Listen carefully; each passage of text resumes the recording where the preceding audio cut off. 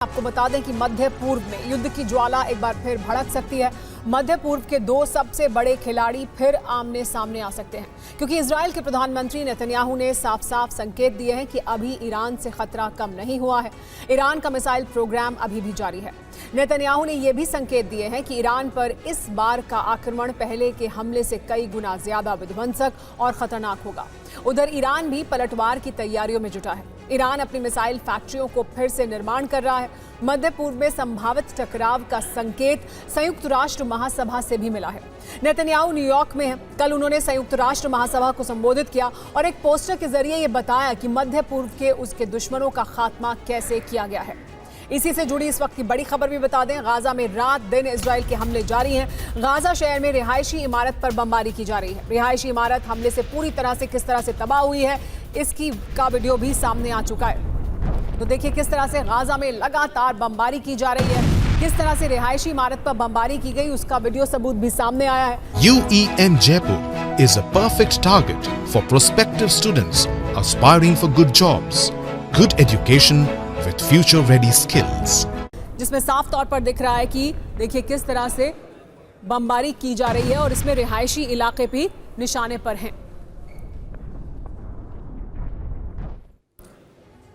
Gaza में Israeli tank पर Hamas ने हमला किया है। अल कस्साम ब्रिगेड ने IDF के टैंक पर यह हमला किया।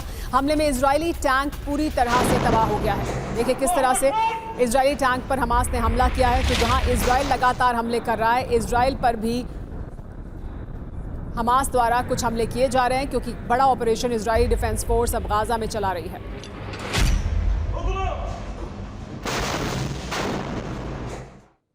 UNGA में इजरायली प्रधानमंत्री नेतन्याहू ने ऐलान किया है। नेतन्याहू ने ईरान पर दूसरे हमले के संकेत दिए हैं। किसी भी कीमत पर ईरान को परमाणु बम नहीं बनाने देंगे, नेतन्याहू ने कहा है।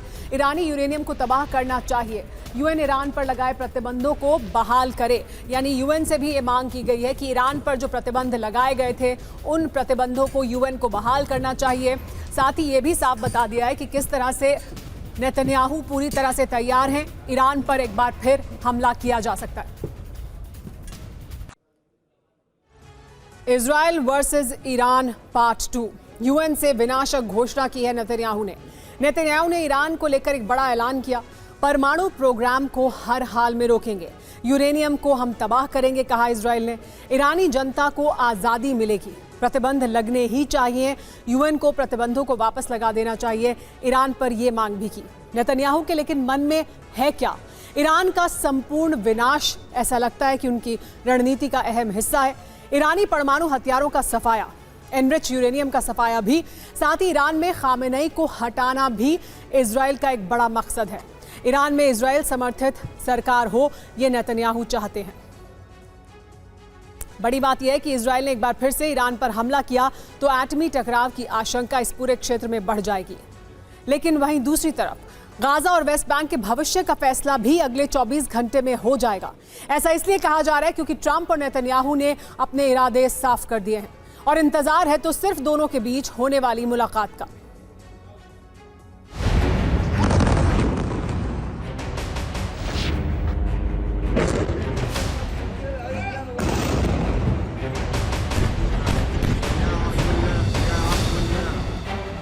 इजराइल और हमास के बीच जारी बारूदी घमासान में अब वो वक्त आ गया है जब ट्रंप को एक फैसला लेना ही होगा। और ट्रंप का बयान बता रहा है कि वो मध्य पूर्व के देशों के दबाव में झुक गए हैं। ये ऐसा बयान है जिससे कुछ भी साफ नहीं हो रहा है कि ट्रंप की फिलिस्तीन पर क्या राय है। लेकिन इतना जरूर है कि मिडिल ईस्ट के नेताओं से मुलाकात के बाद ट्रंप के सुर बदले हैं। यानी गेंद अब इजराइल के पाले में डाल दी गई है। लेकिन नेतन्याहू ने भी फैसला ले लिया है।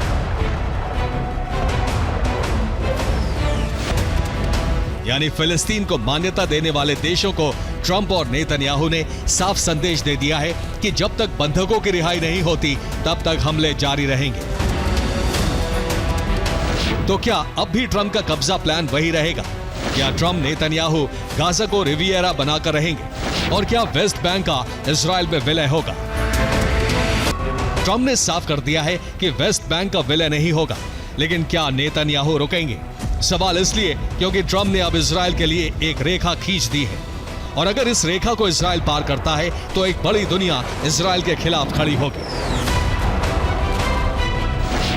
और फिर गाजा और वेस्ट बैंक के लिए जंग शुरू हो जाएगी। ऐसी जंग जिसमें इजराइल के खिलाफ कई देश मोर्चा खोलेंगे और एक बार फिर इजराइल पूरी दुनिया में अलग थलग पड़ जाएगा। यानी अमेरिका की मदद से कूटनीतिक संबंध स्थापित करने के लिए किया गया अब्राहम अकॉर्ड टूट जाएगा। लेकिन क्या यह वाकई होगा? सवाल उठने के दो कारण हैं। पहला ये कि ट्रंप और नेतन्याहू की मुलाकात के बाद ही गाजा के भविष्य पर फैसला होगा, और दूसरा ये कि इजराइल ने अमेरिका के लिए हूती के खिलाफ भी मोर्चा खोल दिया है। इजराइल ने हूती के खिलाफ 20 फाइटर जेट से हमले किए हैं। इस हमले में हूती के जनरल स्टाफ का मुख्यालय ध्वस्त हो गया है। इसके अलावा 7 से ज्यादा हूती के अड्डे भी नष्ट कर दिए गए हैं। इनमें ज्यादातर हमले सना के सबीन स्क्वायर पर किए गए हैं। और इन हमलों के पीछे कारण बताया गया है, हूती ने पहले इजराइल पर बैलिस्टिक मिसाइलें दागी, जिसे सऊदी वायु रक्षा बलों ने रोकने का प्रयास भी किया है। यानी पलटवार के रूप में इजराइल ने यमन में ऑपरेशन लॉन्च किया है। जो संदेश है कि हमला होने पर इजराइल शांत नहीं बैठेगा।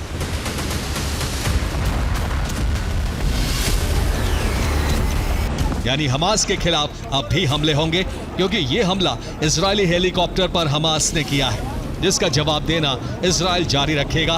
लेकिन अब ट्रंप ने वेस्ट बैंक पर एक रेड लाइन खींच दी है, इसलिए मुमकिन है कि वहां हमले रुक जाएं। Bureau report, TV9 Bharatvarsh.